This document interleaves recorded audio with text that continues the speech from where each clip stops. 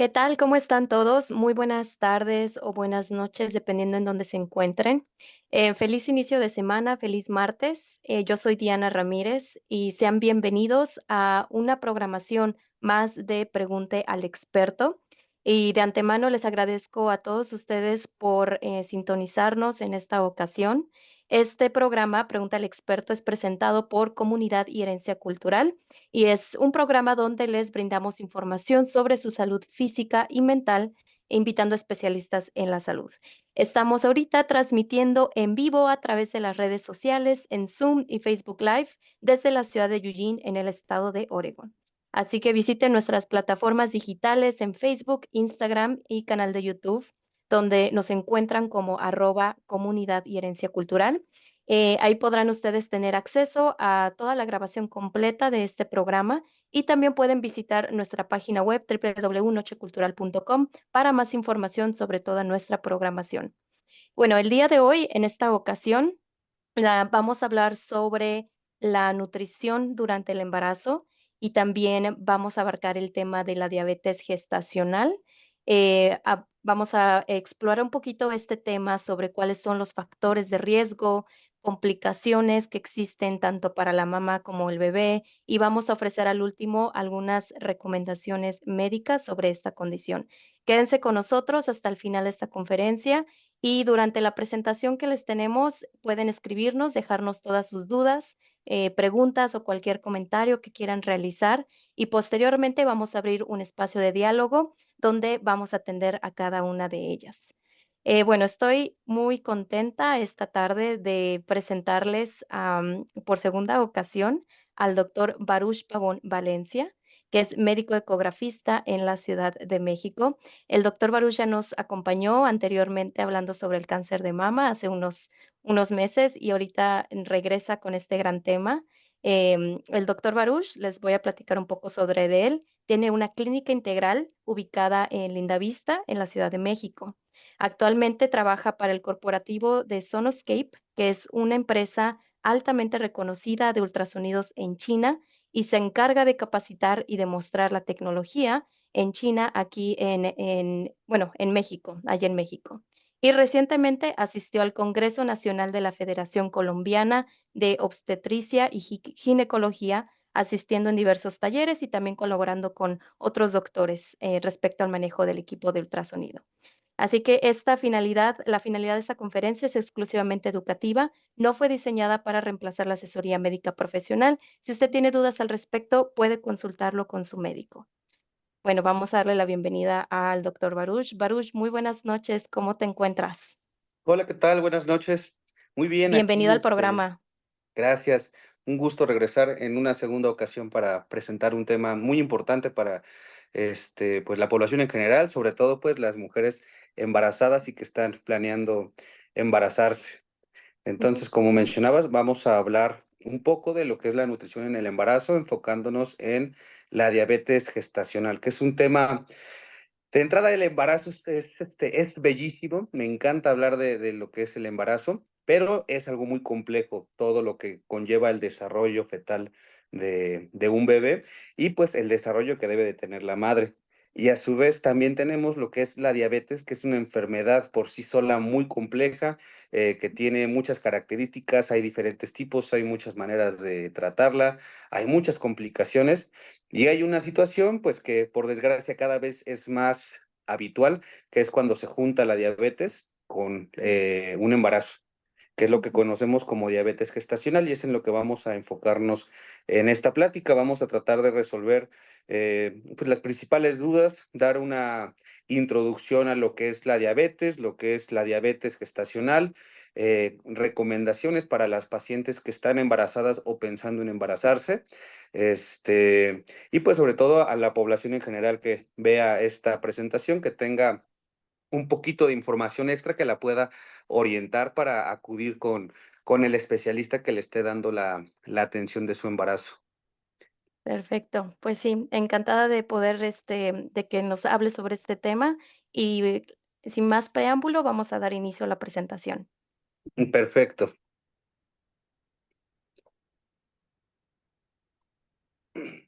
Muy bien. Entonces, pues como dijimos, vamos a hablar de la diabetes gestacional? Aquí tenemos una imagen, pues, donde estamos viendo un test que cualquier paciente que ya se haya embarazado antes o que padezca diabetes, seguramente se ha realizado esta prueba, que es una prueba le llamamos de glicemia o de glucemia capilar, que es un aparatito que nos da un pequeño piquete en la punta del dedo con la intención de obtener una gota de sangre. Esa gota de sangre es estudiada con estos aparatos que se llaman glucómetros y nos permite obtener el valor de la glucosa en ese momento. ¿Por qué es tan importante esto? Porque para hablar tanto de diabetes gestacional, diabetes tipo 1, tipo 2, siempre vamos a necesitar este tipo de estudios. A diferencia de otras enfermedades, como pues, puede ser una tos, puede ser eh, alguna enfermedad gastrointestinal, una infección de vías urinarias que no dan síntomas muy específicos del momento cuando se desarrolla. Una enfermedad como la diabetes no da síntomas tan específicos. Son síntomas muy pequeñitos que incluso los pacientes pueden no llegar a detectar. Y es por esto que en la gran mayoría de los casos la enfermedad se diagnostica, hablando de la diabetes en general, cuando ya ha pasado tiempo el paciente ya con esta enfermedad o cuando se suscita alguna complicación. Es por eso que se hace tanta insistencia a la población en general y sobre todo a la población embarazada de tomarse estudios con recurrencia. Dentro de todos los estudios que tomamos, es esto, que es la valoración de glucosa. Entonces, ¿qué es la diabetes gestacional? Pues es una enfermedad, un padecimiento. En general, cualquier tipo de diabetes, vamos a hablar de una intolerancia a los carbohidratos.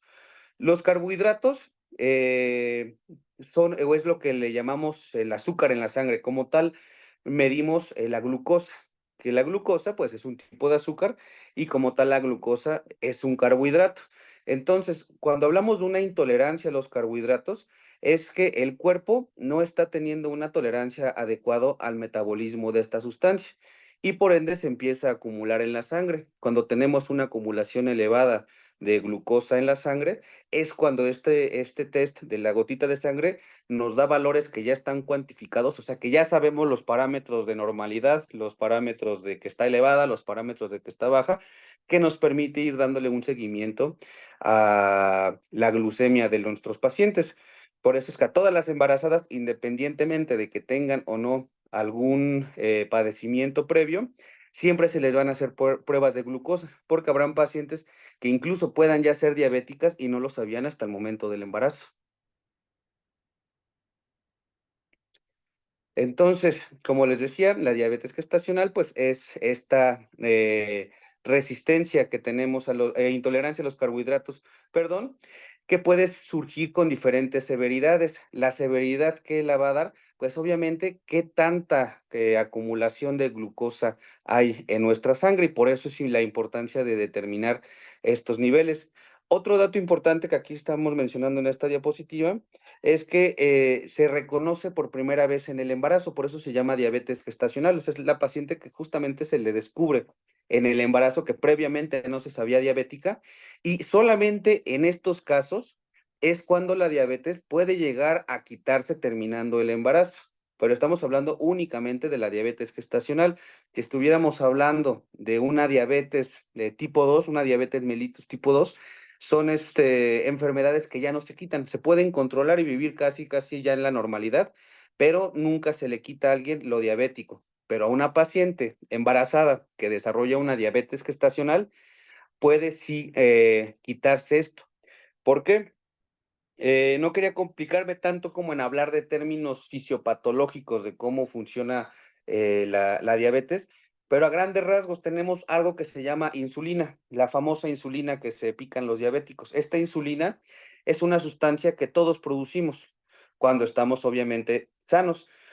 La insulina es una llave que permite que la glucosa entre a nuestras células. Entonces, cuando nuestra insulina no funciona de manera adecuada o no tenemos una insulina que esté trabajando de manera normal, esta glucosa no va a poder pasar a la célula. Entonces, ¿qué sucede? Si el paciente diario está comiendo glucosa porque es parte de nuestra dieta, cualquier alimento va a tener niveles altos o bajos de azúcar, no va a poder ingresar a la célula. Entonces, la célula no obtiene la energía que busca de este nutriente, de la glucosa. Y por el contrario, está la glucosa juntándose y saturándose en el cuerpo. Y el hecho de que tengamos tanta azúcar en la sangre circulando por todo el organismo es lo que empieza a dañar los tejidos y que a la larga termina desarrollando ya los problemas que conocemos en los diabéticos, como que llegan a dejar de ver, y llegan a perder alguna extremidad, pierden la sensibilidad. En el embarazo es muy diferente, porque es un periodo muy corto de tiempo, son 9 meses. Entonces, las implicaciones de una diabetes en este momento de la vida van a radicar principalmente, pues, una afección en el desarrollo del embarazo, en el desarrollo de la salud de la enfermedad y, por ende, en la salud del feto. Entonces, estos son nuestros aparatitos que nos dicen cuánto tenemos de glucosa. Quien tenga algún paciente diabético en casa seguramente los conoce y nos van a dar estos valores. Estos valores son bien importantes y nosotros los médicos les pedimos siempre a los pacientes que tengamos esta cuantificación y que la vayan anotando. Ahora vamos a hablar un poquito de por qué es importante o por qué la relevancia de hablar de la diabetes gestacional.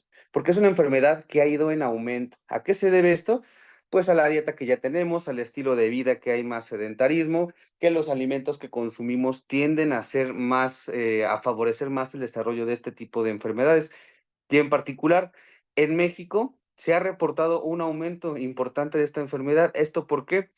Pues como le comentaba ahorita, Diana, yo soy mexicano, entonces pues la gran mayoría de la información que yo manejo es o de México o de Estados Unidos, que es donde se emite parte de la bibliografía.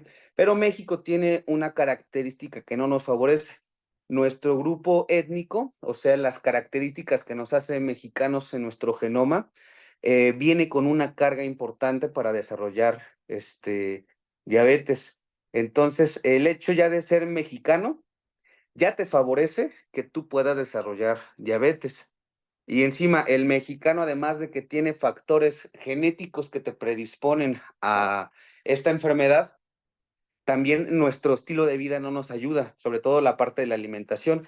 El mexicano, bien se sabe, consumimos mucha grasa, consumimos mucho maíz, mucha tortilla, mucho pan, y todo eso son carbohidratos. Entonces, si nosotros estamos sometiendo a nuestro cuerpo de manera prolongada a, a carbohidratos en exceso, llega un punto donde el cuerpo ya no empieza a tolerarlos de manera adecuada y aquí es donde empieza la intolerancia a los carbohidratos, que eventualmente si no disminuimos estos carbohidratos, la insulina, que lo que les comentaba, que es esta llave que le da la entrada a los carbohidratos o glucosa a nuestra sangre, empieza a dejar de ser funcional. Entonces nos volvemos ya resistentes a la insulina. Y esto a la larga se va a desarrollar en una diabetes. ¿Cómo lo vamos a determinar? Con la glucosa capilar, o sea, con los niveles sanguíneos de azúcar o con las muestras que nos toman de la venita para tomar todos los laboratorios, que ahí viene dentro de los laboratorios que pedimos, que son muchos de sangre. La glucosa es parte de la química sanguínea, que evaluamos otras sustancias importantes como el colesterol, los triglicéridos, ácido úrico, pero entre todas las sustancias que se evalúan, la primera que siempre viene reportada es la glucosa, porque normalmente lo pedimos con esta finalidad de tener esta información a la mano.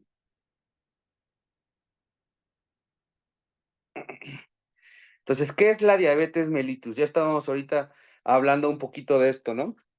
La diabetes gestacional, estamos hablando de una paciente que desarrolla una diabetes mellitus dentro del embarazo, pero previo a meternos en esta complejidad del embarazo y la diabetes, tenemos que hablar de lo que es la diabetes mellitus. Sabemos que existen dos tipos. ¿En qué se diferencian? Que principalmente el tipo uno son pacientes que ya traen a nivel genético un problema que les va a conllevar este mal funcionamiento del metabolismo de los carbohidratos. Y la diabetes tipo 2, que es la más común, porque normalmente esa la ocasionamos nosotros con los hábitos que tenemos. Entonces, si nuestro estilo de vida, no hacemos actividad física, no movemos nuestro cuerpo, si estamos consumiendo una dieta rica en carbohidratos, pues empezamos de poco a poco a deteriorar el organismo, el metabolismo, y por ende pudiendo llegar a tener una diabetes mellitus. Y el problema, como les decía, no es como tal y qué me va a hacer la sangre, digo, la carga de glucosa en la sangre. No te va a hacer nada de momento, pero si tú pasas años, 10, 20, 30 años con azúcar de más o glucosa de más en tu sangre, va a haber un punto donde esto empieza a dañar los tejidos y va a causar lo que es la retinopatía, que la retinopatía es cuando ya hay problemas oculares, que por eso es que muchos pacientes diabéticos pierden la vista. La neuropatía, que básicamente es afección en los nervios de nuestro cuerpo. Los nervios nos dan la sensibilidad, nos dan la movilidad, y muchos pacientes diabéticos empiezan a perder esta sensibilidad en las extremidades y son los que eventualmente se junta con una vasculopatía y empiezan a tener problemas vasculares y de sensibilidad en los piecitos.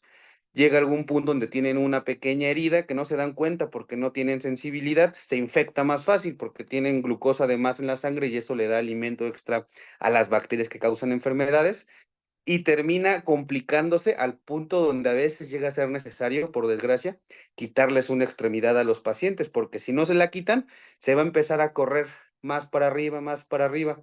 Y es muy triste en los hospitales que a veces llega el paciente, lo ves en la consulta, cuídese, no se cuida, después pasan unos meses, llega y trae una ulcerita en el dedito, después llega en un mes, ya se le infectó el dedo y le tienes que quitar el dedo, pero no se cuida. Llega en 2 meses, ya le tuviste que quitar el pie, y así a muchos pacientes les van quitando el pie de poco a poquito, y luego el otro. Y esto no es más que por tener por tiempos muy prolongados, hablo ya de meses, años, niveles de glucosa elevados. Entonces, esto es la diabetes mellitus tipo 1 y tipo 2 a grandes rasgos. Y cuando pasa esto durante el embarazo, pues ya vamos a estar hablando de que todas estas complicaciones, pues no las va a ver la paciente. O sea, la paciente diabética gestacional no le va a dar una retinopatía diabética en ese momento, no le va a dar una, no va a condicionar que se le tenga que amputar una extremidad, pero va a desarrollar otro tipo de complicaciones, tanto en la mamá como en el embarazo. Y todo esto sucede porque el embarazo genera hormonas y sustancias que básicamente hacen que la insulina, que es la sustancia que les digo que nos ayuda a introducir los carbohidratos a nuestras células, hacen que no funcione bien y son sustancias que forma el propio embarazo. Entonces, por eso es que el embarazo con una paciente que tiene más factores de riesgo, que ahorita los voy a mencionar más adelante, se juntan estas dos situaciones, son mucho más propicias de que desarrollen la diabetes gestacional. Y por desgracia, cuando tenemos una diabetes en el embarazo, pues vamos a tener una cantidad de complicaciones que pues son bastante tristes, como les decía al inicio de la plática, algo que yo amo dentro de mi profesión, de mi labor, que yo veo mucho tipo de pacientes, veo pacientes pediátricos, veo pacientes con cáncer, veo pacientes con problemas de venas y arterias.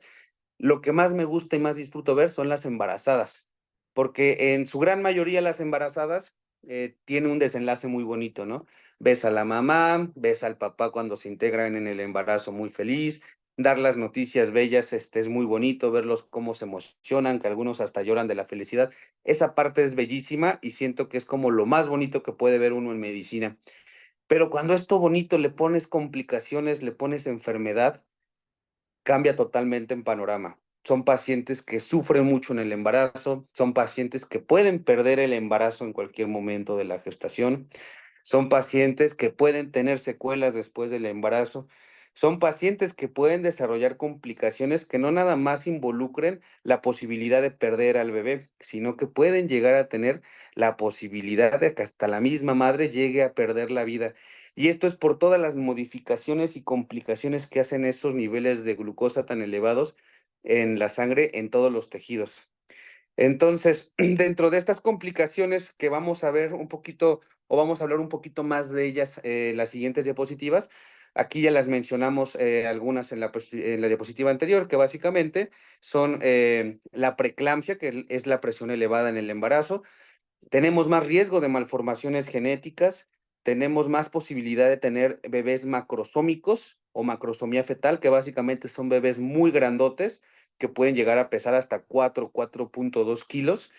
Y estos bebés tienden, como son muy grandes y requieren más alimento, tienden a que si no se les da tanto alimento en cada cierto espacio de tiempo, empiezan a desarrollar hipoglucemias, o sea que se les baja el azúcar. Son bebés que van a requerir más cuidados. Podemos tener bebés prematuros, tenemos también más casos de ictericia, que es cuando ya hay alguna complicación hepática, complicaciones respiratorias y muerte no solamente a lo largo del embarazo, sino que el feto no responda bien al nacer y que también ya termine en una muerte de un recién nacido. Entonces, como les dije, les decía que el embarazo para mí es algo bellísimo, algo muy bonito, es increíble poder ver el desarrollo de un embarazo sano, pero cuando se involucran estas situaciones es lo más feo. O sea, dar noticias feas a una paciente embarazada, a una paciente ilusionada con su bebé, es terrible. Entonces, como médico, de entrada, antes de que nos empecemos a clavar más en estas diapositivas,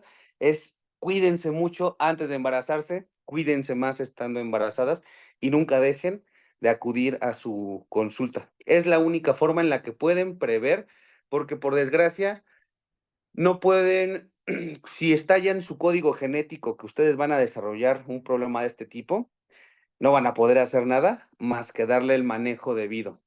Y si no le dan ese manejo debido, van a caer en todas estas complicaciones que les decía. Es muy lamentable verlas cuando pasamos de tener un escenario tan bonito que es la gestación.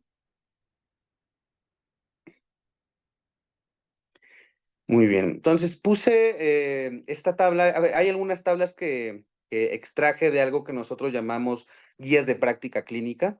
Las guías de práctica clínica, hay guías de práctica clínica por país, porque cada país cuenta con diferentes recursos para ofrecer el diagnóstico y tratamiento de las enfermedades. En este caso, la guía que estoy ocupando es una guía mexicana que ocupa bibliografía pues, de otras tantas bibliografías, pero esta es lo que nosotros ocupamos como guía para poder irnos orientando. Dentro de esto hablamos de la evaluación del riesgo de diabetes gestacional, o sea, de los factores de riesgo. Tenemos tres tipos, ¿no? El riesgo bajo y el riesgo alto. Dentro del riesgo bajo tenemos, como les decía, el grupo étnico, como los mexicanos, que somos más favorables a desarrollar estas patologías. Tenemos pacientes que no tienen antecedentes conocidos de diabetes en la familia, que son pacientes más jóvenes. Normalmente, pues la edad que se recomienda para embarazarse, que no es que si lo tienes fuera de esta edad te va a pasar algo, pero médicamente hablando, la mejor edad es antes de los 25. Que haya tenido peso normal al nacer, tanto el paciente como un embarazo previo, que no tenga alteraciones del metabolismo y que no tenga antecedentes negativos dentro de algún escenario obstétrico previo de embarazo. Luego tenemos riesgos altos. Si se fijan, todos los riesgos que ahorita mencioné, pues son como cosas que uno no puede controlar tanto, ¿no? Si acaso lo del IMC, que se me la salté, que es índice de masa corporal, que eso es lo que los nutriólogos y médicos ocupamos calculando con la talla y el peso del paciente. Entonces, el índice de masa corporal es un parámetro que nos va orientando. Fuera de ese, los demás pues no son factores que nosotros podamos decidir tanto. Y luego están los factores de riesgo alto, como una obesidad severa. La obesidad severa, pues por desgracia, sí es algo que cae en nuestra responsabilidad, ¿no? Llegar a un peso tan elevado y no controlarlo. Entonces, si se fijan, ya empiezan a verse factores de riesgo que pues no necesariamente son, los condiciona la circunstancia, ¿no? Que lo condiciona el mismo paciente. Otro de los factores de riesgo alto es tener antecedentes directos de diabetes, o sea, haber tenido mamá, papá o abuelos con algún tipo de diabetes. Que ya se tenga alguna alteración en el metabolismo de la glucosa, o sea, tener lo que les decía, una intolerancia a los carbohidratos. Ya podemos tener indicios antes de ser diabético cuando los pacientes empiezan a tener niveles elevados de glucosa sin llegar al punto de corte para decir que es diabético, que normalmente es por debajo de 120 miligramos sobre decilitro, que es la cifra que nos da la glucosa. Entonces, cuando el paciente está entre 100 a 120, decimos que este paciente ya hay una intolerancia a los carbohidratos sin llegar a ser diabético. Entonces, tener alguna alteración ya metabólica conocida va a favorecer a manera alta de desarrollar una diabetes gestacional. Tener ya un diagnóstico establecido de intolerancia a la glucosa o intolerancia a los carbohidratos. El ovario poliquístico también es una enfermedad muy interesante de la que a ver si algún día tenemos posibilidad de hablar, porque es una enfermedad que condiciona muchas complicaciones en una paciente. En su mayoría, pues son la infertilidad, pero también tienen resistencia a la insulina o intolerancia a los carbohidratos. Entonces, una paciente que tenga ovario poliquístico, además de que le va a costar más trabajo embarazarse, va a tener más riesgo de que pudiera desarrollar una diabetes gestacional, tener antecedentes de productos macrosómicos, que era lo que les decía hace rato, de cuando nacen muy grandes los bebés, que es más de 4 kilogramos, y la presencia de glucosuria. ¿Qué es esto? Es cuando el paciente está tirando a través de la pipí azúcar. Si hay pipí en nuestra muestra de orina, quiere decir que hay tanta glucosa en nuestro cuerpo que está buscando por dónde salir, y una de las vías de salida es, si no es el metabolismo para aprovecharlo, es a través de la pipí. Entonces, cuando la pipí viene con glucosa, estamos hablando de que ya hay algún problemita a ese nivel. Entonces, pues voy a mencionar como las más importantes bajo mi criterio. Pues una es la edad materna, ¿no? Decía ahí menor de 25, entonces no quiere decir que tener 26, 27 años vas a tener un embarazo de más alto riesgo, pero mientras tú más te vas alejando a la edad ideal, o sea, si tuviéramos, hay pacientes embarazadas de 40, 42, 43 años, que a muchas les va muy bien, pero por el hecho de tener esa edad, deben de tener más cuidado, porque son más propensas a desarrollar una diabetes gestacional. Otro de los factores importantes que tenemos es la diabetes gestacional previa. Como les decía hace unas diapositivas, si te da diabetes mellitus o te diagnostican diabetes mellitus tipo 1 o tipo 2, ya vas a ser diabético toda la vida. No te pueden desdiabetizar, por así decirlo. Pero si te dicen que tienes diabetes durante el embarazo y se diagnosticó durante tu gestación, en muchos de los casos, esta paciente, si se cuida en ese embarazo, si después del embarazo te empieza a tener actividad física, cambia los hábitos dietéticos, hay posibilidades de que no se quede siendo una paciente diabética. Entonces, si la paciente tuvo diabetes gestacional en su primer embarazo, se le quitó porque se cuidó, como ustedes quieran llamarlo, porque tuvo tratamiento, porque no era tan severa, y se vuelve a embarazar, no necesariamente u obligatoriamente le va a dar diabetes gestacional, pero es un factor de riesgo muy elevado y muy importante para que te vuelva a dar una diabetes gestacional. Historia familiar con diabetes, como les decía, cuando viene en tu código genético, aunque te quites, si tu papá, si tu abuelo, y tus abuelos de rama paterna, y si tu mamá y abuelos de rama materna, todos han sido diabéticos y todos han fallecido por complicaciones de la diabetes, y todos los hermanos de tu papá y todas las hermanas de tu mamá tienen diabetes y todo les ha dado diabetes, por desgracia, tienes casi asegurada la diabetes. ¿Qué te lo puede quitar? Los factores que uno puede controlar, cómo estar en peso, tener una buena dieta, acudir con el nutriólogo, valorar el índice de masa corporal, y aún así siguen en riesgo porque están en su código genético, ¿no?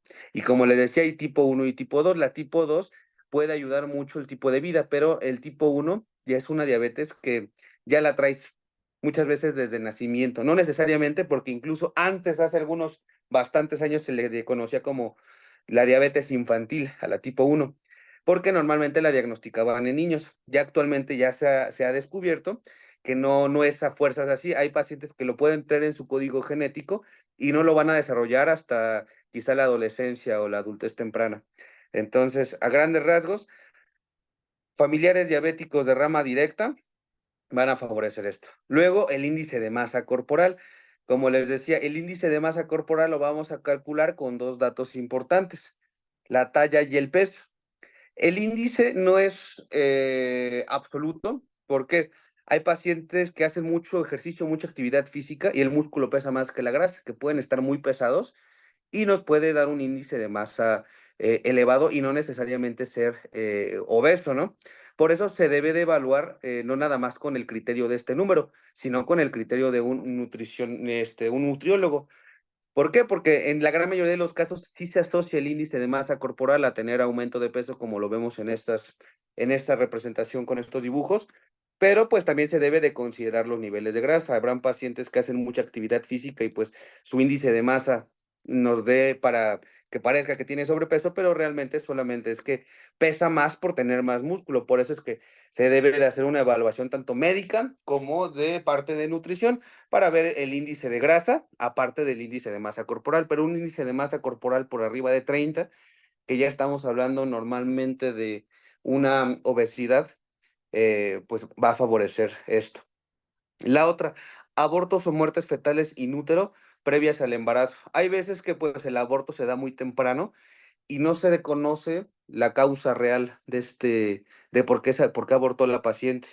Entonces, cuando tenemos antecedentes de abortos y no supimos cuál fue el motivo, es como una señal de alerta, ¿no? Ojo, porque esta paciente algo está teniendo que te puede complicar un siguiente embarazo. Y dentro de esos algo que puede estarlo complicando, pues es de que la paciente ya haya tenido indicios de una diabetes gestacional y no se le haya detectado porque pues llegó al doctor cuando ya había abortado. Entonces, las pacientes que se hayan embarazado, que hayan abortado, no supieron el motivo del aborto, se les debe de considerar como pacientes de alto riesgo para descartar que no tuvieran alguna situación de este tipo. Luego vamos a hablar de las complicaciones. Las complicaciones ya mencioné algunas así a grandes rasgos en una de las diapositivas anteriores, pero vamos aquí a detenernos un poquito. La preeclampsia, para quienes no sepan, creo que no lo he comentado, mi papá es ginecólogo. Yo veo mucha ginecología, veo mucha obstetricia, pero más a nivel diagnóstico, o sea, con el ultrasonido. Pero el hecho de que yo esté en contacto con muchos especialistas, porque hago diagnóstico de muchas patologías de muchas áreas, me involucra más allá también en el seguimiento y tratamiento de las pacientes. ¿Por qué les comento esto? Porque gran parte de mi formación como médico general cuando empecé tuvo mucha carga en ginecología y en obstetricia porque yo trabajé con mi papá desde muy temprana edad. Y él siempre me decía que para él una preeclampsia era como una pesadilla, ¿no? Porque son pacientes que se complican horrible.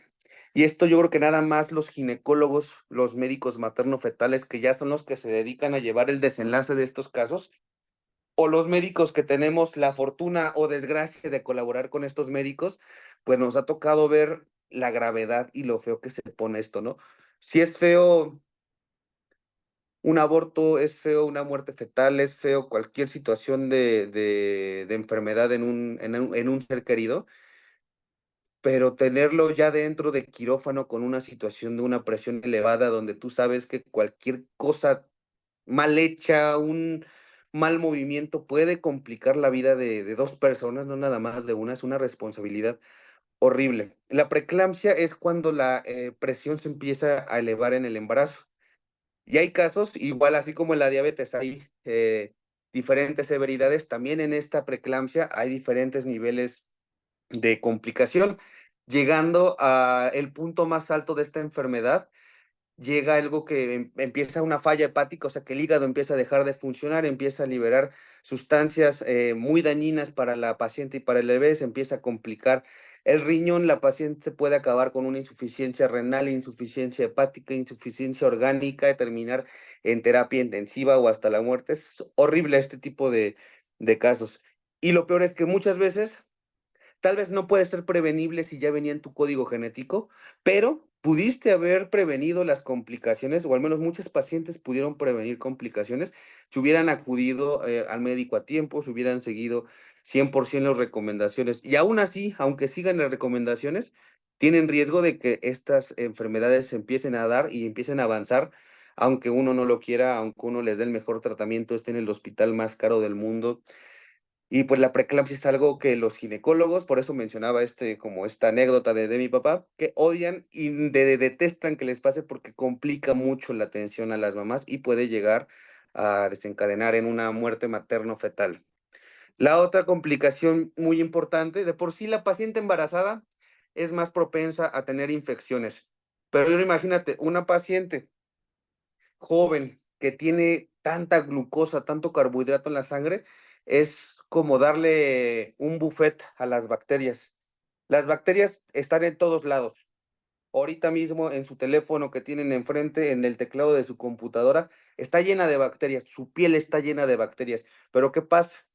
El cuerpo tiene un balance tan increíble que puede regular y convivir con las bacterias de manera normal. Nuestra boca está llena de bacterias, nuestras áreas genitales están llenas de bacterias, pero no nos pasa nada porque tenemos una regulación de todo este tipo de bacterias. Pero si el cuerpo empieza a perder esta regulación, o sea que ya tienes más glucosa de la que tendrías en la sangre, básicamente le estás dando condiciones más propicias para que las bacterias puedan generar una infección y que no las puedas controlar solito con el cuerpo.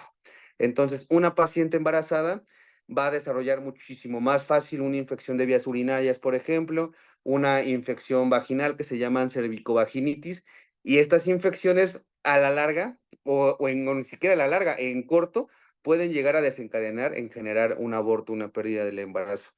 Y también, una vez que nace el bebé, pueden haber infecciones después del embarazo, más en una paciente que tenga niveles elevados de glucosa.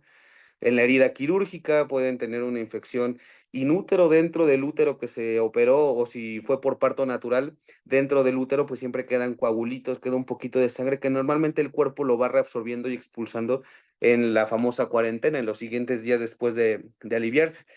Pero pues si la paciente es diabética, tienes ahí sangre, tienes un acceso directo de bacterias, las bacterias empiezan a replicar, generar infecciones que se agravan muy rápido y que no responden igual al tratamiento, porque tú la estás matando con el antibiótico, pero tu cuerpo les está dando de comer y les está dando las condiciones necesarias para que se sigan replicando.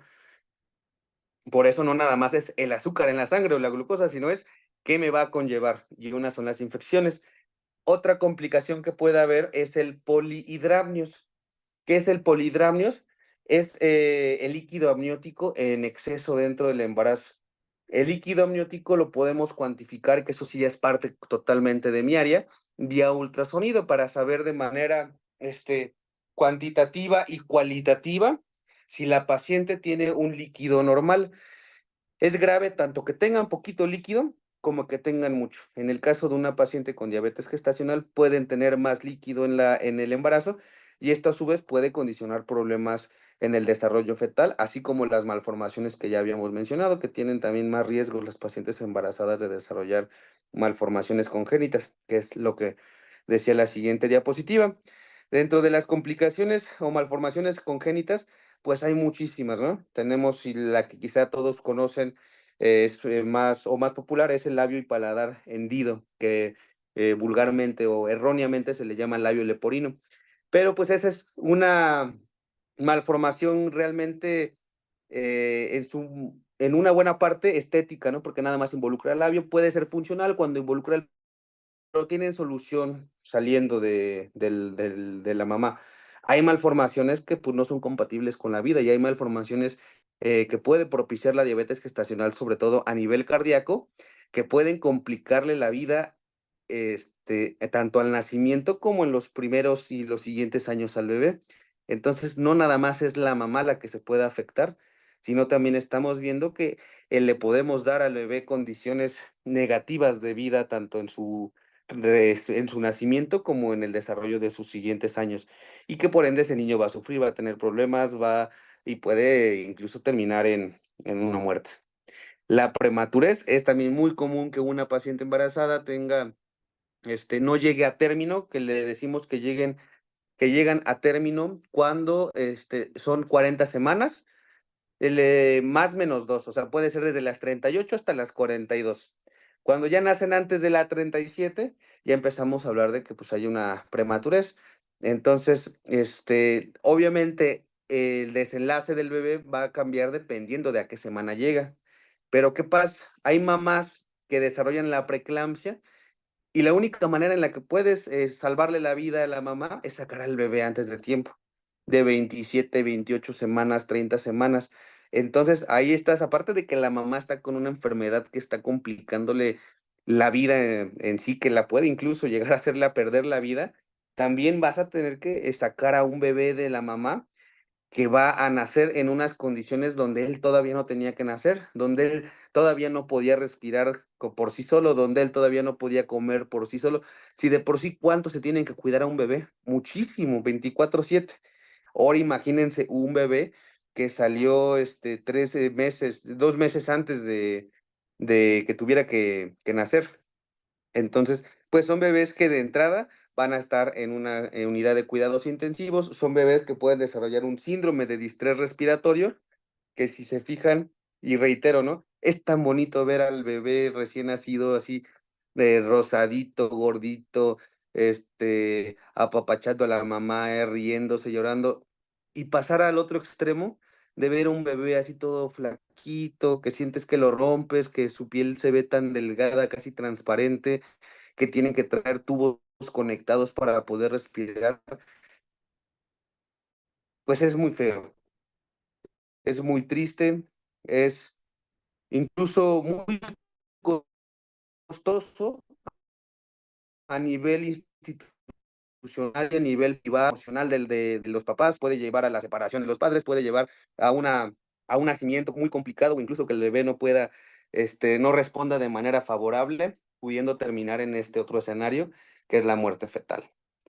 Entonces, imagínense qué feo es tener que dar en algún punto noticias de este tipo, que pues se pudieron haber tal vez no evitado, pero sí tratado. Entonces, vamos a hablar ahora del diagnóstico. ¿Cómo la diagnosticamos? Entonces, como les decía, es indispensable la valoración de los niveles sanguíneos en la glucosa. Esto lo podemos hacer de manera casi casera si tenemos estos aparatos que se llaman glucómetros, aunque lo ideal es a través de los análisis sanguíneos, que son las muestras que tomamos de la venita, las mandamos a analizar y además de la glucosa, obtenemos de ahí mucha información del estado de salud de la mamá. Es por eso que a todas las pacientes embarazadas cuando llegan por primera vez al consultorio, apenas nos enteramos que están embarazadas y les pedimos estudios, les tomamos la presión, les pedimos un ultrasonido para ver al feto, los estudios de sangre para ver el estado de salud de la mamá, pedimos estudios de los riñones para ver cómo están funcionando los riñoncitos, si no hay infección, si no hay algún problema de las vías urinarias. Entonces, es indispensable tomarse estudios, aunque, porque me ha tocado pacientes que digan, es que doctor, yo soy muy sana, nunca me he enfermado. Y para hacer el diagnóstico, uno como médico debe de evaluar lo que ya mencionamos antes, que son los factores de riesgo. La diabetes en un embarazo previo, un embarazo macrosómico en un embarazo previo, o sea, que haya nacido con más de 4 kilos, que la paciente ya sea conocido con una intolerancia a la glucosa, que tenga sobrepeso u obesidad, que se sepa con ovario poliquístico o tener padres diabéticos.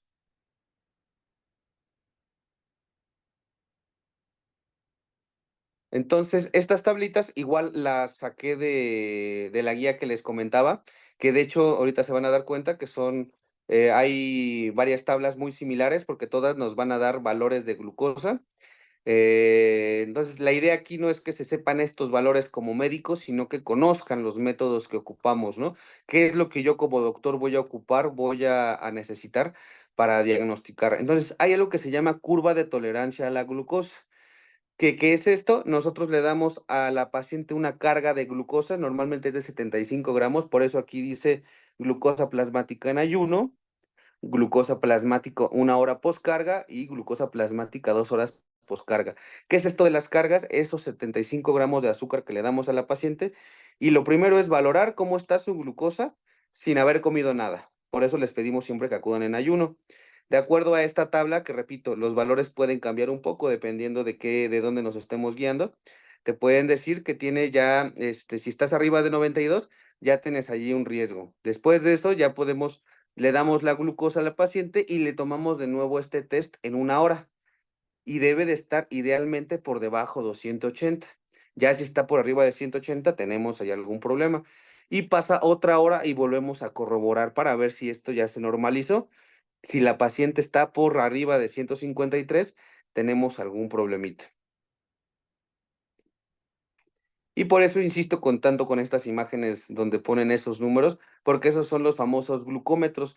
O sea, quieren un buen consejo si están embarazadas o planean embarazarse, o incluso para cualquier paciente, tengan un glucómetro en casa. No es algo que sea súper complejo de ocupar, las instrucciones son sencillas, y si tenemos adultos mayores o tenemos alguna paciente embarazada, nunca va a estar de más que le podamos tomar controles capilares. Entonces, aquí tenemos otra tabla.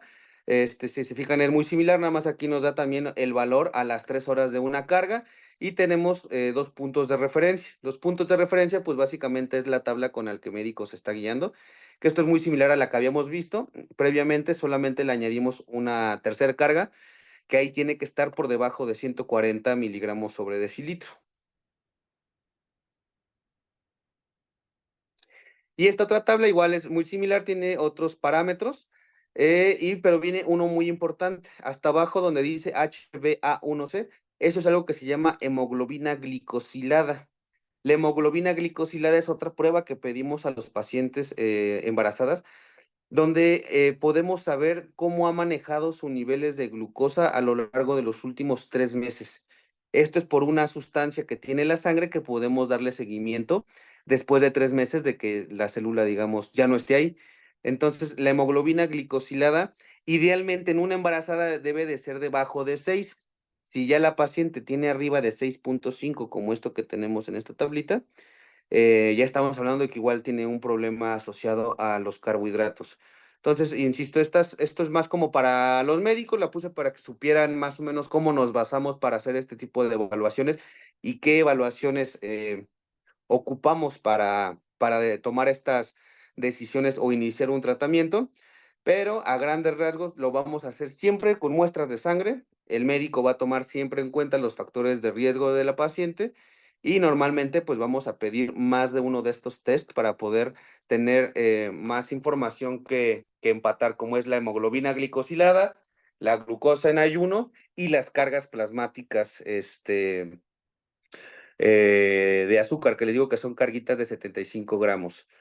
Y luego vamos a pasar pues ya al tratamiento, que básicamente el tratamiento, como les decía, el pilar de cualquier eh, tratamiento, llámese diabético tipo 1, diabético tipo 2, diabetes gestacional, es normalizar los valores de glucosa.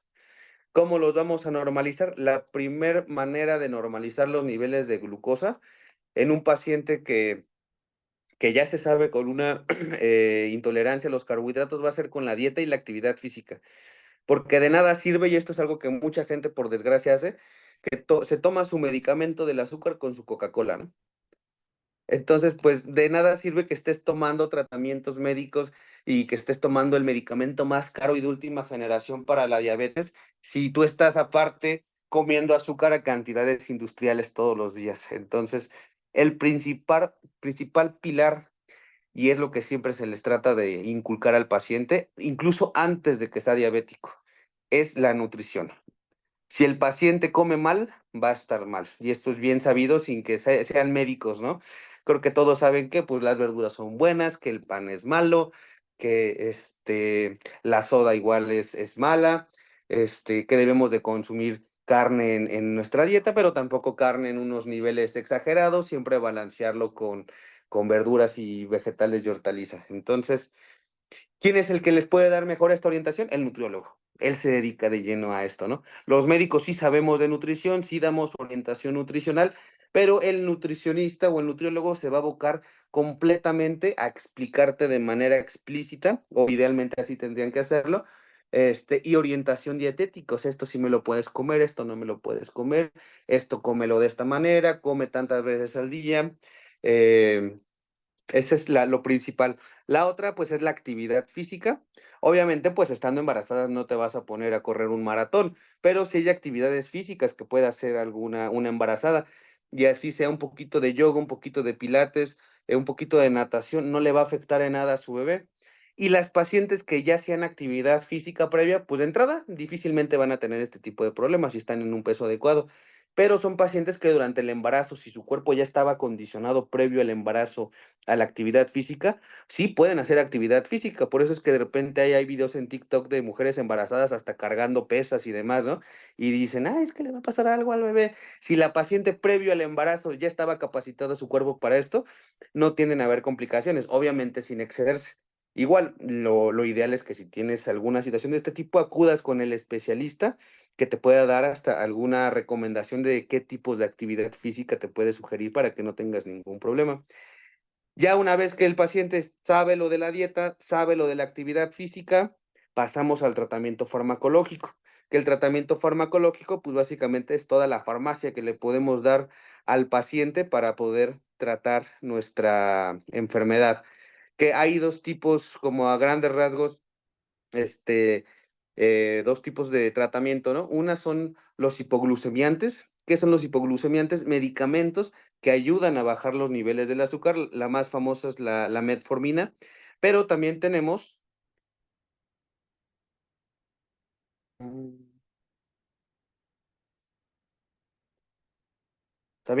la insulina. Ahí tenemos en la siguiente diapositiva un par de tablas donde vienen ahí. Esta, bien importante para todos los que están escuchando, esto no es para que se medique nadie solo, esto simplemente es informativo para que tengan una noción de lo que nosotros ocupamos para poder dar tratamientos. Pero ahí vienen un poco de cómo tomarla y dosis recomendada. Ustedes no tomen medicamentos sin prescripción médica porque no saben si puede tener alguna contraindicación, en particular con el caso y de cada persona, porque cada persona es un mundo y estas guías, estas reglas, no son como recetas de cocina que tengas que seguir de pie a pa, y que puedas modificar a tu gusto dos, tres. No, no, no. Esto es algo muy interpretativo que debe de evaluar el médico y por eso es que también hay niveles de atención. Cuando ya hay casos muy, muy delicados, no lo ve el médico general. Cuando incluso llegas con el ginecólogo y es algo muy complicado, no lo ve el ginecólogo, lo manda hasta el médico materno fetal, que son subespecialistas que ya ven que patologías en el embarazo muy complicadas, porque justamente deben de individualizar cada caso y cada caso se trata de manera independiente. Pero les quería esquematizar, sin ponerles ahí nada más la cajita del medicamento, de que pues ocupamos metformina en las pacientes embarazadas, obviamente conociendo las condiciones de la paciente y conociendo el manejo del medicamento. Y nuestra siguiente tabla tenemos aquí las insulinas, que mucha gente le tiene temor a la insulina. Yo no sé por qué, si nuestro mismo cuerpo lo produce. Cuando la metemos por fuera es porque ya la insulina que tú produces no está funcionando. Pero también, si la otra tabla les dije no se receten nunca nada, la insulina menos. La insulina es muy delicada en cuanto a su almacenaje, su cálculo, y quienes tengan familiares diabéticos en casa lo sabrán que ocupan hasta jeringas chiquititas especiales, porque ahí se calcula por unidades, no calculamos por miligramos. Entonces, nada más pongo esta tabla informativa, pero insisto, quien debe de darles el tratamiento es el médico que esté llevándoles el embarazo. ¿Qué es mejor el general? ¿Qué es mejor el ginecólogo? ¿Qué es mejor ir con ultrasonografista? ¿Qué es mejor ir con el materno fetal? Todos son buenos, porque si un médico detecta que el problema, digo, mientras sean éticos, obviamente, si un médico general dice esto no es para mí, está más complicado, lo manda con el ginecólogo o lo manda una valoración ultrasonográfica, si es que lo amerita el paciente.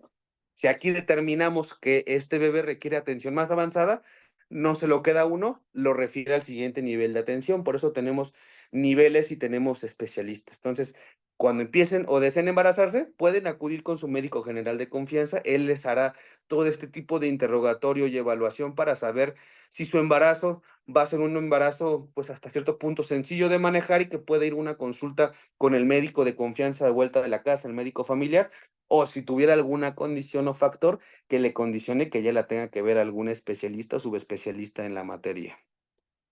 Y por último, recomendaciones. Estas recomendaciones son pues ya muy, muy ad hoc a lo que dice la bibliografía y a lo que yo pienso, que pues independientemente de estar o no embarazada, se debe de cuidar la nutrición y el estado físico. Una paciente sana previo en un embarazo va a ser una paciente que en lo más habitualmente va a estar sana durante el embarazo. Una paciente que es obesa, ya tiene presión elevada, ya tiene intolerancia a los carbohidratos, ya trae se sabe con ovario poliquístico, tiene abortos previos sin saber por qué, toda su familia es diabética, hipertensa, pues se va a esperar que esa paciente no le va a ir muy bien o va a tener más complicaciones. Entonces, lo primero es cuidarse antes de saberse embarazadas.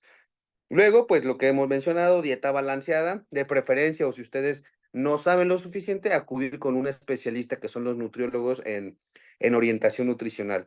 La otra, actividad física, igual va a ser de acorde a cada cuerpo. No a todas las pacientes las podemos mandar a hacer pesas o a hacer pilates o a hacer natación o a correr maratones. Todo va a depender, pues, de las características del paciente, más si estamos hablando de una embarazada. El otro punto a mencionar, la planificación del embarazo. Un embarazo planificado es un embarazo donde tú ya estás considerando, ¿le va a ir bien a mi bebé? ¿Qué tengo que cuidar antes? ¿Qué debo de tener? ¿Qué me debo de checar antes? Porque incluso hay cosas que se recomiendan tomar antes de que le empiece el embarazo, como el ácido fólico, que ese hay muchas mamás que lo toman ya de cuando se saben 7 semanas, 6 de embarazo, ¿no? Cuando lo ideal es empezar con el ácido fólico antes del embarazo. ¿Y quiénes saben esto? Las mamás que querían planificar un embarazo, que fueron previamente a la consulta antes de embarazarse para orientarse en qué hacer y qué no hacer. Otra, independientemente de que deben de acudir con el doctor, ya con lo que acaban de aprender en esta plática, ya saben qué factores de riesgo pueden tomar en cuenta para las mujeres que no estén embarazadas y planeen embarazarse más adelante. Tomen en cuenta el, los factores que ellos mismos tienen en su familia que pueden condicionar esto, que en el caso particular de la diabetes gestacional, pues van a ser la diabetes. La otra, siempre que se piense embarazar o que ya se sabe embarazada, acudir de inmediato a la valoración por un médico, porque hay estudios que se tienen que hacer, como les digo, sí o sí. Y hay estudios, por ejemplo, de ultrasonido, que es a lo que yo me dedico, es mi mayor fuerte, que los hacemos en ciertos puntos del embarazo. O sea, si nuestra paciente embarazada, hay un estudio que le llamamos el ultrasonido genético, que nada más lo podemos hacer de la semana 11 a la 13.6. Por eso es que en cuanto se sabe que se está embarazada, acude al médico para que no se te pase ningún estudio de las semanas que se recomiendan. Este, la otra, realizar siempre los estudios solicitados en tiempo y forma, porque pues hay pacientes que dicen, mi doctor es muy exagerado, ¿por qué me pedirá tanta cosa? Se pide tanta cosa porque queremos con las embarazadas cuidarlas más que a nadie, porque como les dije, es tan bonito y tan bello el embarazo, que de repente le pongas ahí una enfermedad a la paciente y que sepas que le va a ir mal, que va a sufrir ella, su pareja, la familia, el bebé, si es que llega a nacer. Es terrible. Entonces, háganse los estudios, no piensen que es exagerado su médico, si los pedimos es por algo, y yo siempre le digo a mis pacientes, prefiero pecar de exagerado que pecar de confiado. Y por último, realizar su ecografía o el ultrasonido de acorde a la edad gestacional. Esto igual el médico ya le irá recomendando, pero al menos piden 3 ultrasonidos. Y esto es para poder ver que el desarrollo del embarazo, por ejemplo, lo que les decía de las malformaciones congénitas, una paciente que tiene diabetes gestacional ya diagnosticada, se le van a tener que hacer estudios muchísimo más finitos que se llaman ultrasonidos estructurales o morfológicos o morfoestructurales, donde evaluamos puntualmente el corazón, estructuras cerebrales, estructuras vasculares, estructuras abdominales, para ver que el bebé no tenga ningún riesgo o malformación al nacer. Y si la tiene, la diagnosticamos a tiempo. Y pues ya, por último, ya quienes llegaron al inicio de la plática habrán visto la presentación. Soy el doctor Baruch Pavón Valencia, médico ultrasonografista, radico en la Ciudad de México.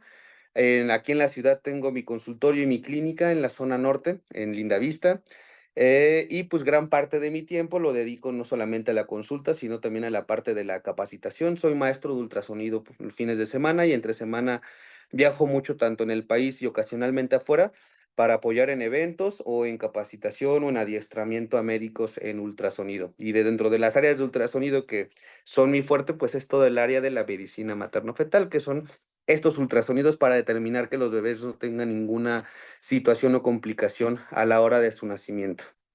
Y cualquier duda, pues ahí pueden contactarme. Excelente, muchísimas gracias, doctor. Excelente presentación, muy completa, la verdad, estuvo muy informativa y esperamos que haya sido de gran utilidad para toda la gente que nos está viendo, ya sea mujeres, hombres también que quieran apoyar a su pareja. Y bueno, las personas que están viendo en pantalla, les compartimos el correo electrónico del doctor Baruch, que es baruchpavonb@gmail.com, o también pueden comunicarse con él directamente o agendar una cita en la clínica donde nos acaba de decir que está ubicada en la colonia Lindavista Norte, en la Ciudad Como, de como dato México. extra, si buscan mi nombre en Google, normalmente aparezco rápido y estoy en una página que se llama Doctoralia. En Doctoralia pueden agendar, ahí mismo pueden ver mi agenda y agendar una cita directamente conmigo o preguntar. Muy bien, ahí está. También otro recurso donde podemos encontrarlo. Muy bien. Pues antes de continuar con la sección de preguntas y comentarios, les quiero compartir rápidamente sobre algunos servicios que ofrece Pacific Cascade Federal Credit Union, que es una cooperativa de crédito comprometida con nuestra comunidad latina. Ellos ofrecen una variedad de servicios financieros, incluyendo cuentas bancarias, préstamos con el número de ITIN, educación financiera y también tarjetas de crédito. Cualquier pregunta, pueden comunicarse con Rolando al 541-343-6238. Y pueden visitar también su página web, que es www.wesaveyou.com. Muchísimas gracias por su atención.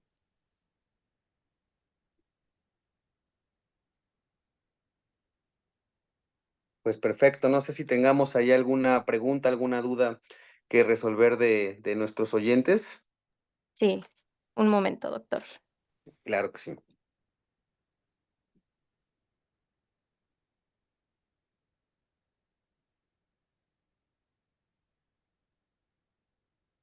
Ok, la primera pregunta.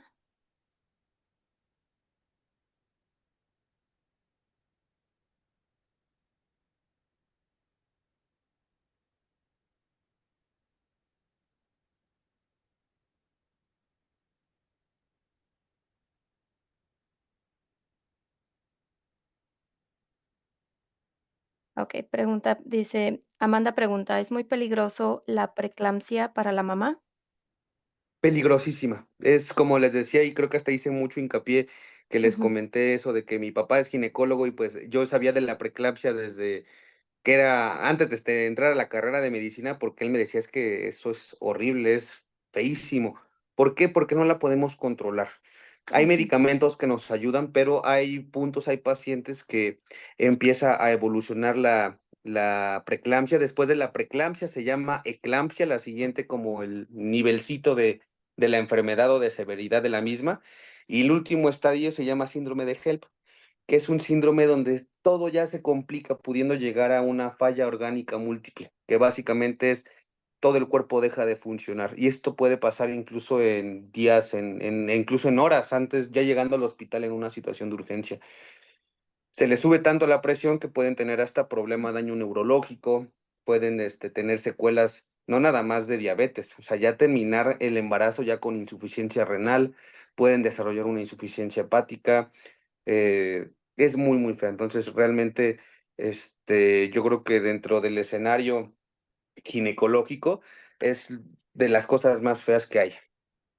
Sí, sí es algo que si le han dicho a usted o algún familiar que tiene riesgo de tenerlo, hacer más caso a todos los consejos médicos que hay, porque insisto, ¿no? Hay medicamentos y cosas que son coadyuvantes y ayudan a que el desenlace sea favorable, pero pues ujú, es una enfermedad que avanza muy, muy rápido, que es multisistémica, o sea, involucra, llega a un punto donde se complica tanto que no ujú, hay órgano que no afecte, que no toque. Entonces, sí es una enfermedad muy compleja de la cual, cuando nos enfrentamos como médicos, más los ginecólogos, los materno-fetales, pues son panoramas muy sombríos. Tampoco quiere decir que a toda la paciente que tiene preeclampsia le va a pasar esto.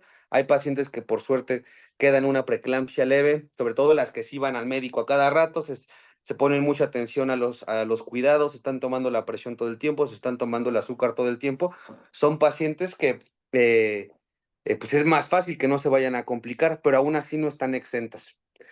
ujú. Entonces, si tiene algún factor de riesgo, si ha desarrollado algo así en un embarazo previo, cuídese mucho, mucho, mucho, mucho, mucho, porque sí es algo muy feo en el embarazo. Ujú. Entonces, la preeclampsia sería una de las peores complicaciones, que podría darse.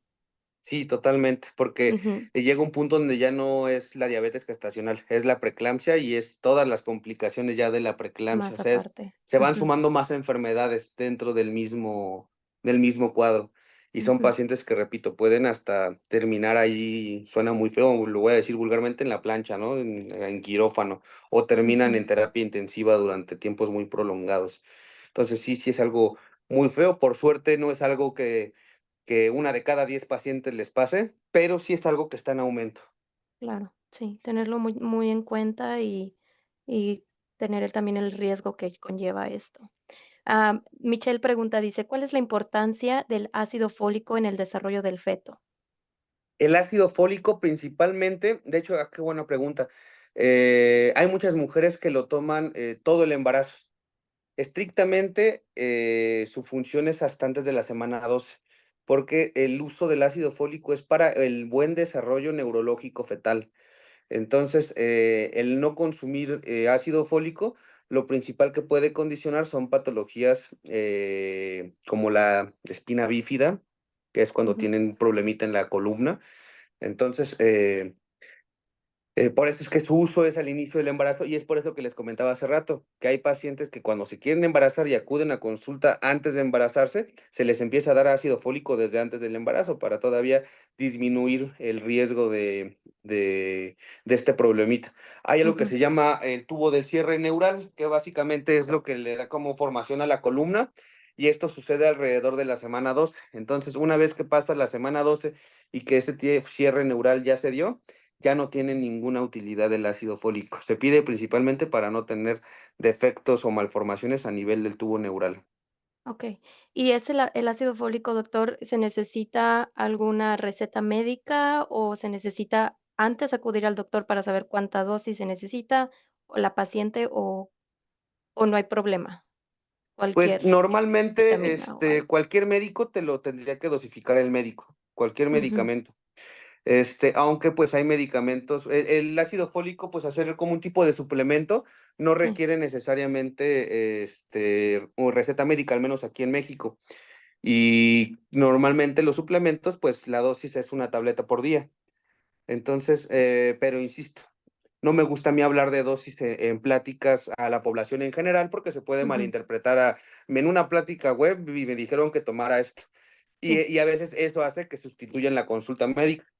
Y ahorita nada más estoy respondiendo una pregunta muy ambigua, ¿cuándo tendríamos que evaluar todo el contexto? Ya ahí le claro. preguntaría a la paciente, ¿has tenido alguna complicación en otro embarazo? ¿Piensas embarazarte? ¿Estás embarazada? ¿En qué semana estás? ¿Hay alguna malformación genética con algún bebé que ya tengas o en tu familia? ¿Qué sé yo? Entonces, insisto, cada paciente la tenemos que individualizar, pero el ácido fólico se consigue sin receta y normalmente pues la dosis de los suplementos es de una tableta por día. Pero esto no quiere decir que les esté diciendo tómense una tableta por día, sino vayan al Claro. médico para que les diga lo mismo que les dije, pero en el contexto individual Ujú, de la paciente, porque no nada más es el ácido fólico, también tenemos otro tipo de suplementos que también se llegan a mandar a la embarazada, como es el hierro. Entonces también tenemos que saber por qué me están mandando el hierro, cuál va a ser mi dosis de hierro, qué estudio me tengo que tomar para saber cómo están mis niveles de hierro en la sangre, que eso lo tomamos igual, un nivel sanguíneo se pide una biometría hemática completa donde evaluamos la hemoglobina.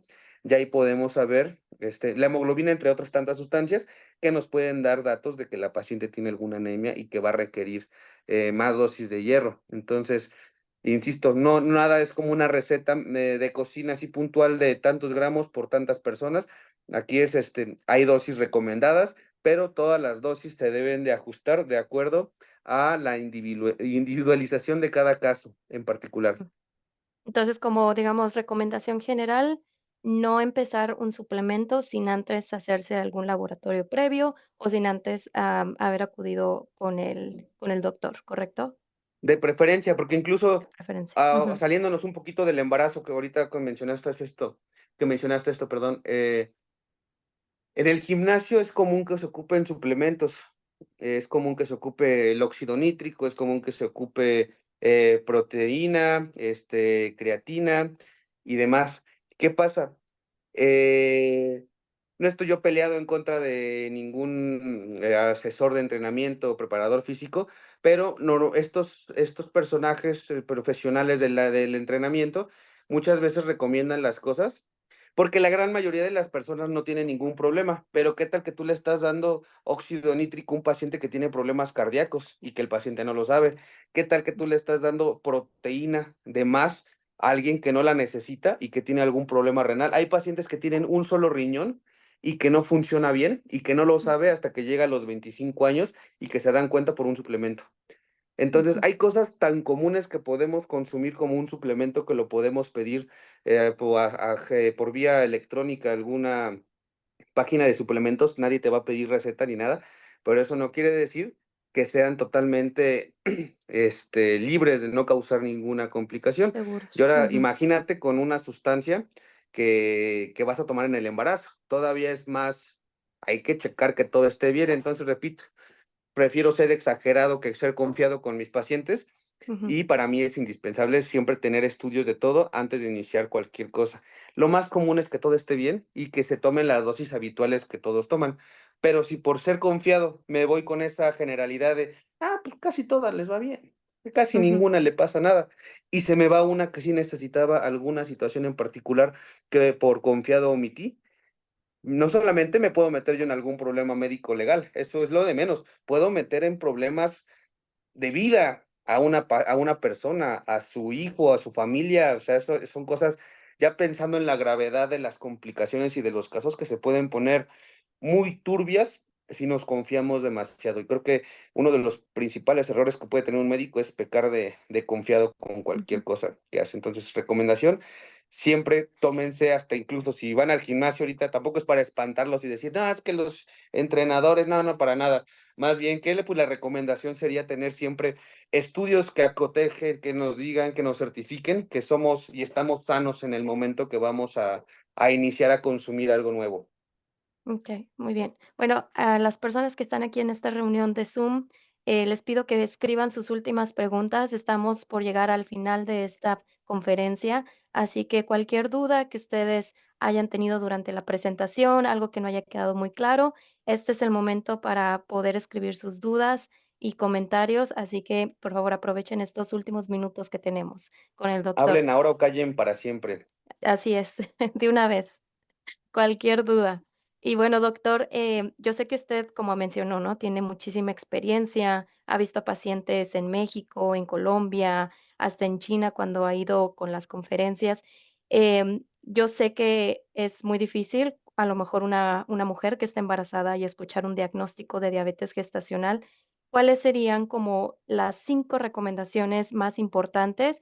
Y quiero repetir esta información para, sobre todo, la gente que llegó a la mitad de la presentación y se perdieron algunos factores de riesgo, la información al inicio. Simplemente que nos recapitule un poquito esas recomendaciones que quiera hacer hincapié o que sean muy importantes que usted considere. 5 recomendaciones en general a las embarazadas o que se planean embarazar. Okey. Yo creo que la primera es, planificar un embarazo. Esto, por desgracia, pues, muchas veces, pues, se nos chispotea y no sucede así, pero lo ideal siempre sería planificar el embarazo. No hay mejor que un embarazo bien deseado y bien planificado, porque no te agarra, desprevenido, no te agarra incluso con algún problema económico pues, sabe, un embarazo va a requerir muchos gastos, ¿no? Entonces, para mí Ujú, es indispensable, número uno, considerar antes el embarazo, porque también,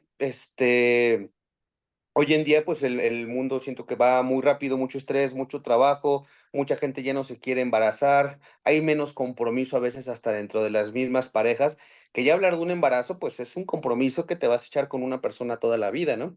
No es nada más, pues, me embarazo y ya a ver qué pasa, ¿no? Por desgracia, muchas veces así sucede. Mi principal recomendación sería planificar bien el embarazo, o sea, que cualquier embarazo sea de bien deseado.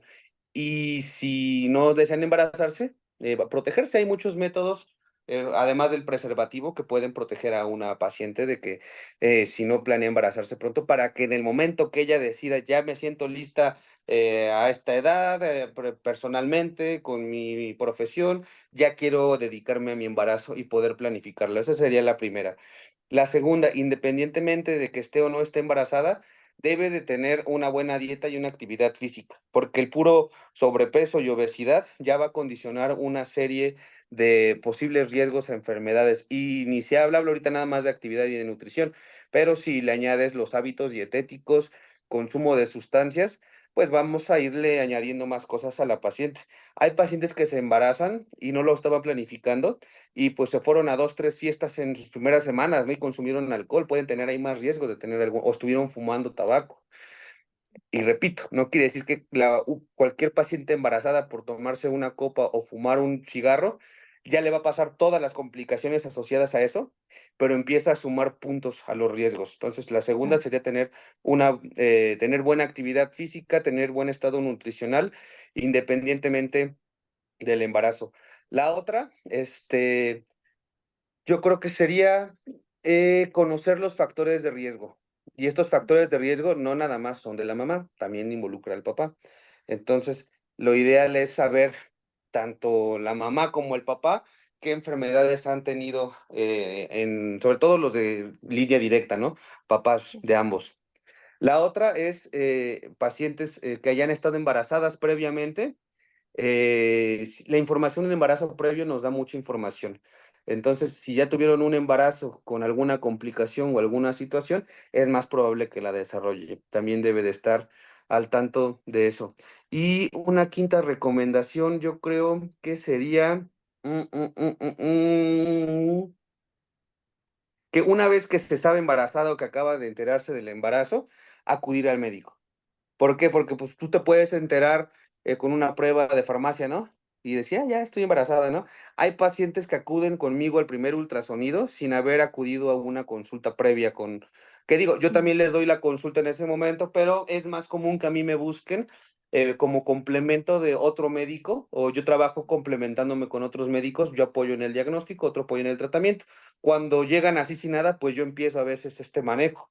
Pero lo ideal sería que el primer estudio no vayas tú porque tú lo leíste, porque yo encontré, yo busqué, no, es porque me enteré que estoy embarazada, así como me enteré, al siguiente día ya fui a acudir a una consulta, a que me tomen mi talla y mi peso, calcular mi índice de masa corporal, a que me tomen mi presión arterial para saber si no tengo ningún riesgo de hipertensión, que me pidan estudios, entre estos el de la glucosa, para ver si no tengo riesgos de una diabetes gestacional, y una ecografía en el momento, que insisto, lo ideal es que sea al menos una en la semana 11 a la 13.6 para evaluar que no tenga ninguna enfermedad genética, que hay algunas que podemos detectar en el ultrasonido.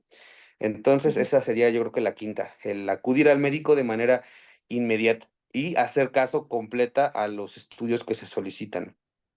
Muy bien. Última pregunta, ¿cuántos ultrasonidos se deben de realizar durante el embarazo, además del que mencionó durante las 11 y 13.6 semanas? El ultrasonido es el método predilecto para ver a la embarazada porque a diferencia de la tomografía, de las radiografías, no ocupamos radiación, ¿no? La Claro. radiación se puede llegar o se asocia más bien a malformaciones en un bebé. Por eso es que siempre que van a hacerse una placa se pregunta, ¿no está embarazada o tiene posibilidades de estar embarazada? O sea, Ujú. esto es como no sé, tuvo en el transcurso del último mes actividad, sin protección que la pudiera arriesgar. ¿Por qué? Porque hay veces que dicen: "No, pues no, no estoy embarazada, no me he tomado ninguna prueba, no me siento embarazada, no estoy embarazada". Pero tal vez la paciente, no se cuida y en el transcurso del mes pasado se embarazó y llega el estudio que en las primeras semanas, que es cuando se forman los órganos, que se llama la organogénesis, que es cuando hay más riesgo de una afección a nivel orgánico, o más riesgos de una malformación, Mm, que se pueden exponer a una tomografía que puede aumentar el riesgo. Entonces, el ultrasonido es un método que es tan seguro para la embarazada que pues, casi, casi pudieran hacerse uno diario y no le va a pasar nada, ¿no? Hay claro. pacientes que luego las ocupan como modelos para mucho de lo que yo me dedico, que a veces es capacitar y demostrar equipos, y son pacientes que se someten a mucho ultrasonido durante el embarazo y no se asocia a complicaciones. Como médicos que hacemos ultrasonido, llámense radiólogos, ultrasonografistas, médicos fetales, ginecólogos, normalmente decimos que trata de ocupar el ultrasonido solamente cuando sea necesario. O sea, no expongas al bebé al final a tecnología, pero no porque esté demostrado que les haga algo, simplemente es como no molestar si no lo necesita. Pero Sí. una paciente se puede hacer cuantos ultrasonidos quiera. ¿Cuáles son los recomendados?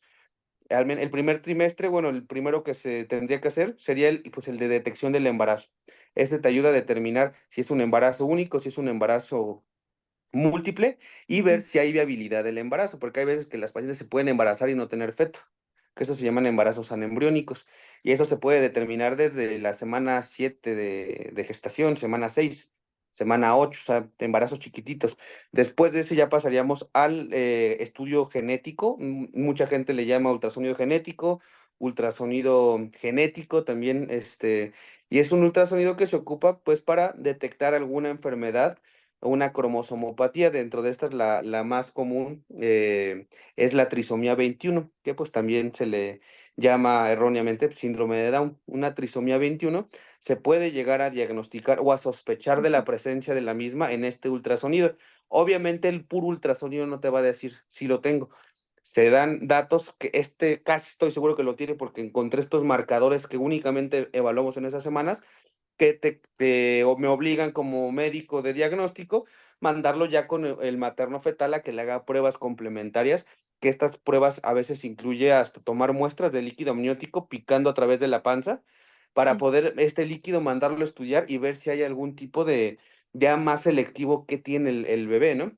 Pero todo parte de este estudio avanzado que se hace del ultrasonido de la semana 11 a la 13.6. okey. Tenía un maestro, el maestro era un médico materno fetal que cuando yo me estaba formando en toda esta área del ultrasonido fetal, que me decía, si yo tuviera que elegir un estudio de todos los que se hacen en el embarazo, me quedo con el genético. O Ujú, sea, prefería ver ese y no verlo a la mitad del embarazo para ver el 3D, 4D y todo lo que se hace ya más adelante. ¿Por qué? Porque en este momento se pueden tomar decisiones. ¿De qué ujú, hablo?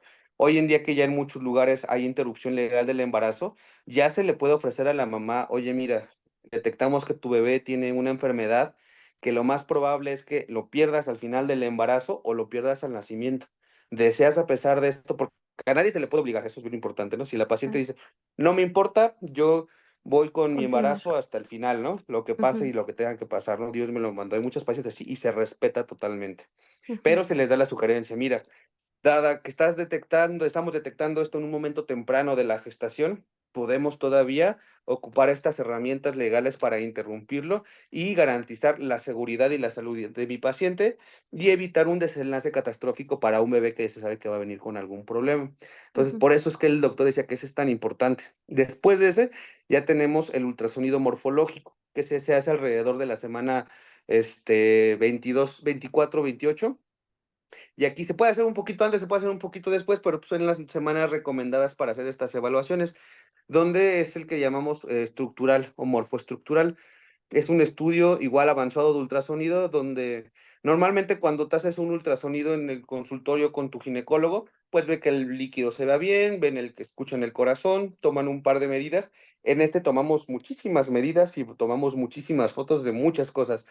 Evaluamos bastantes estructuras cerebrales que tenemos que ver que ahí estén, que la forma esté bien, ver que no tengan algún riesgo, malformación cerebral. Vemos corazón, ver que no tengan problemas, cardiopatías se llaman.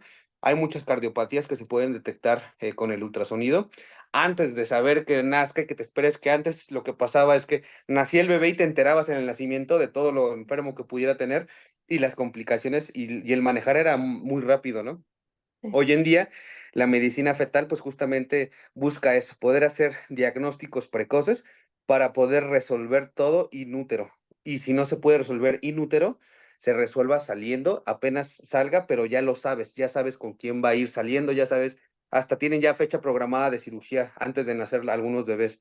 Entonces, es muy importante el estructural. Y el otro es ya el del tercer trimestre, que ahí hacemos algo que se llama Doppler. El Doppler o flujometría fetal es un estudio donde evaluamos ya no nada más estructuras en blanco y negro. Aquí ocupamos una herramienta que se llama Doppler, que nos permite ver colores dentro del ultrasonido, los colores del flujo sanguíneo. Entonces podemos ver perfectamente arterias y venas del feto y medimos ciertas arterias fetales, medimos, hay cosas que cuantificamos en estos estudios, en las ondas que evaluamos, y con esto podemos determinar si tiene algún otro tipo de problema. Aquí ya no son tanto problemas estructurales, morfológicos o genéticos, o sea, cada uno tiene una finalidad. Esto más bien, aquí el Doppler fetal pues te puede ayudar en problemas, bebés que tienen problemas del crecimiento, retrasos ujú, del crecimiento, embarazos gemelares complicados, algún bebé que tu mamá tuvo diabetes gestacional, se les tiene que hacer Doppler. Entonces, estos estudios los hacen tanto los materno-fetales como radiólogos o médicos ultrasonografistas capacitados en el área. No los hacen en todos lados, no en todos los lugares los ofrecen.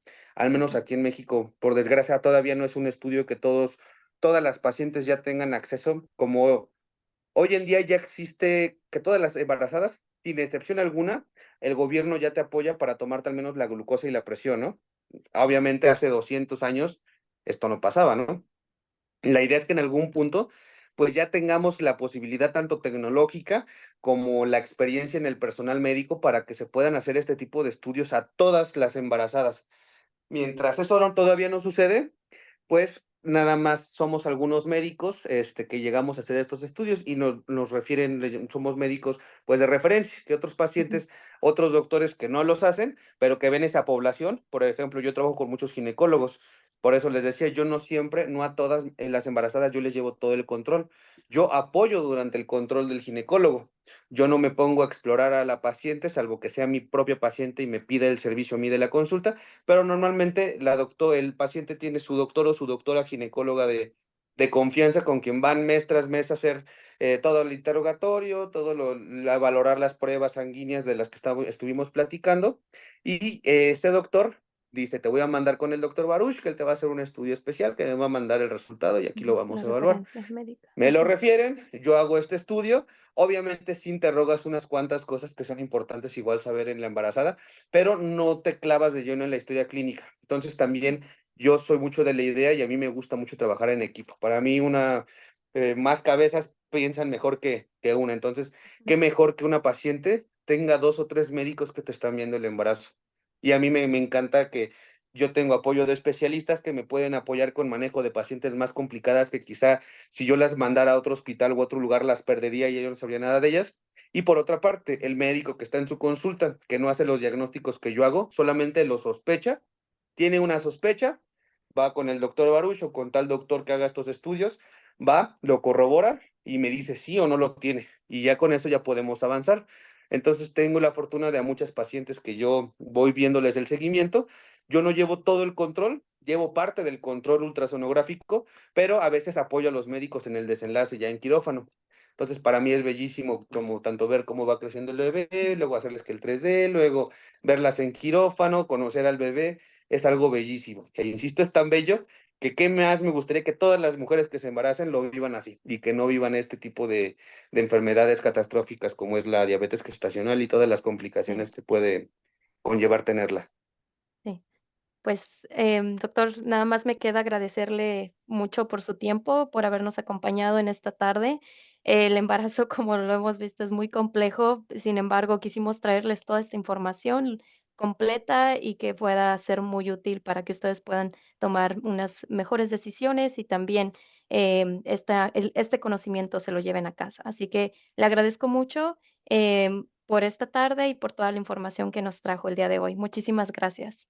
No, al contrario, muchas gracias por la invitación. Me dio mucho gusto volver a acudir a otro de este tipo de pláticas, más hablar de un tema de obstetricia que insisto, ¿no? Y a mí me Ujú. apasiona todo, amo ver hasta urología, próstatas, ojos, rodillas, pulmones, pero las embarazadas para mí son lo más bonito que puede ver uno como médico y tener la oportunidad de hablar de esas cosas feas dentro de lo bonito que se ve en la obstetricia, pues es Ujú. un placer, ¿no? Porque pues es llegar a más gente, orientar a más gente, con la idea y la finalidad de que pues tomen decisiones más asertivas, ¿no? Cuando decidan tener un embarazo y que todo se lleve con un desenlace como lo esperado. Claro que sí. Y aquí Edwin Argueta dice, por último, excelente conferencia, doctor. Saludos desde Guatemala. Muchas gracias, saludos y a ver si pronto andamos por allá en Guatemala, nos Claro que saludamos. sí, claro que sí. Bueno, pues les agradezco a todos ustedes, a los que se quedaron hasta el final de esta conferencia. Nos extendimos un poco, pero estuvo muy interesante. Así que les agradezco mucho por habernos acompañado. Esperamos que nos sigan sintonizando. La siguiente semana tenemos otra conferencia en nuestra sección de cultural, así que les traemos temas diferentes. Y no se olviden que si gustan ver nuevamente la grabación completa de este programa, pueden visitar nuestra página de Facebook, que es Noche Cultural, comunidad y herencia cultural. Y a partir de mañana, ustedes podrán tener acceso a esta grabación de la conferencia de hoy en nuestro canal de YouTube.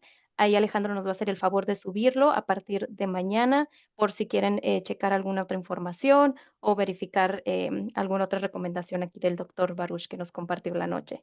Síganos en Instagram y también envíanos un correo electrónico al info@nochecultural.com y estamos a sus órdenes. Comunidad y Herencia Cultural se complace en agradecerles por haber asistido a este programa conformado por Antonio Huerta en la dirección, Jessica Zapata en la coordinación, el apoyo técnico de Alejandro Guzmán y su servidora Diana Ramírez en la conducción. Cuídense mucho y nos vemos en la siguiente. Hasta luego. Gracias a todo el equipo. Saludos. Gracias, igualmente. Bye.